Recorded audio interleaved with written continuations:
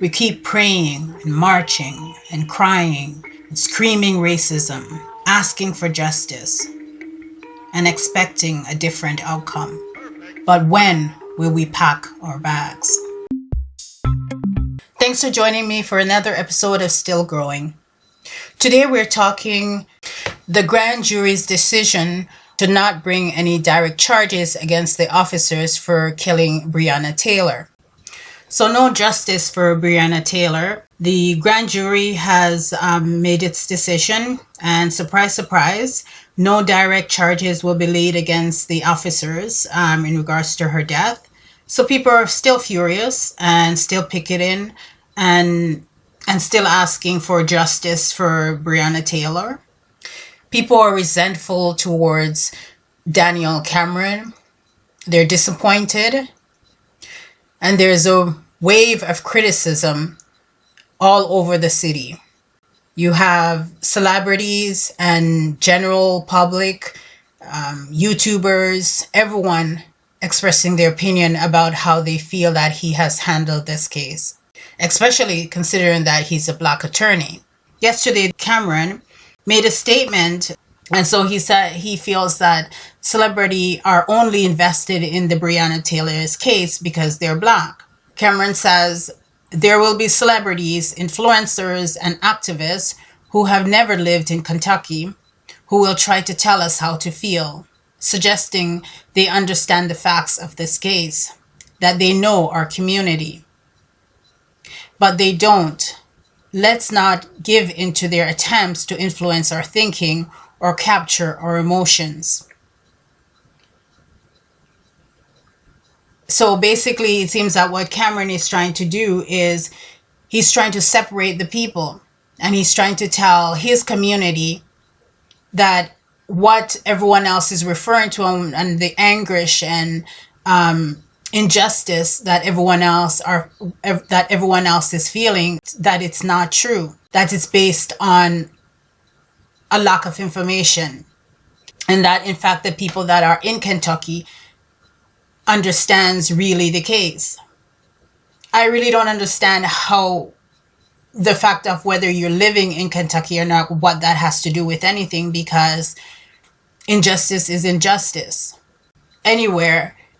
But it seems that as I said, what he's trying to do is separate people, and so it's interesting of him being a Black man and speaking those words, because that's how the slave master would separate the house slave from the field slave, by telling the house slave that the field slave is jealous of him. So he's using an old tactic to separate people, make the rest of the world feel that if they're not located within that community, then therefore justice is different. So DL Hughley responded to Cameron by quoting Martin Luther King Jr. And I quote that, "Injustice anywhere is a threat to justice everywhere."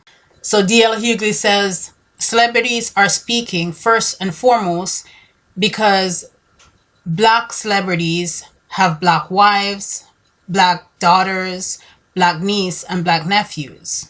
But DL is not the only one that's speaking out about this.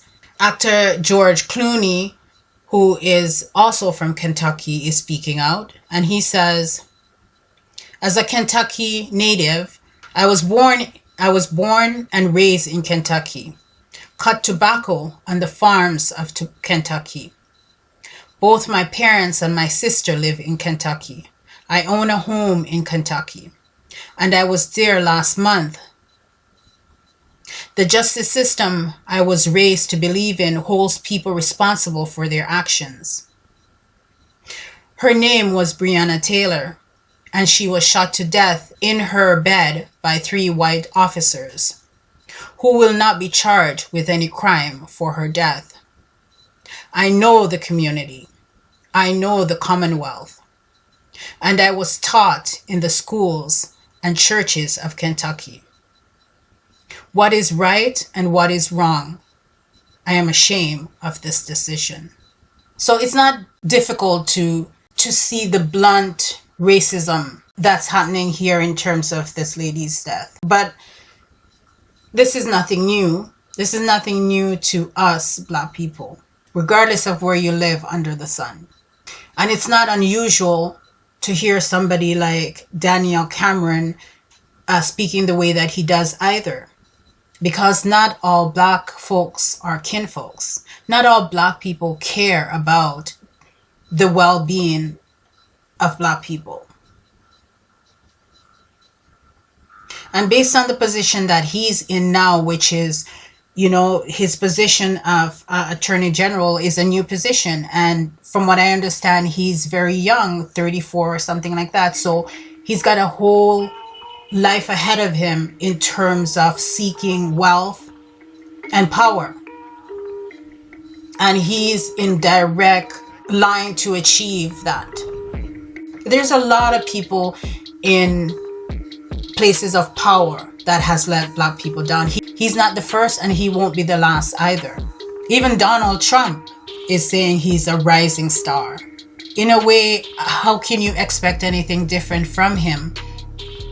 With the position that he has, he's going to come in contact with a lot of Black people being sent to jail going forward. And he has to make his mark to show what side he stands on. I think sometimes we forget what America was built on, and we forget what America is all about. America was never built around equality for all. It was never built around justice for Black people. It was built on the rape and the killing and the jailing and the mental abuse of Black people. All of these things were necessary so that the country could strive.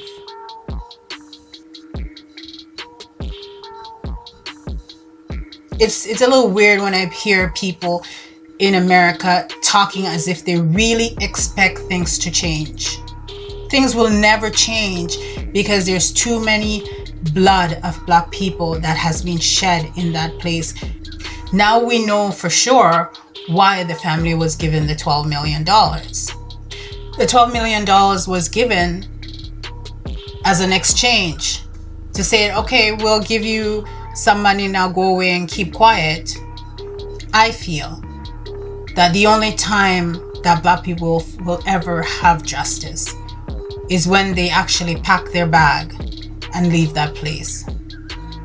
Please remember to like, subscribe, and comment. Thank you for watching. Peace and love. See you next time. Bye-bye.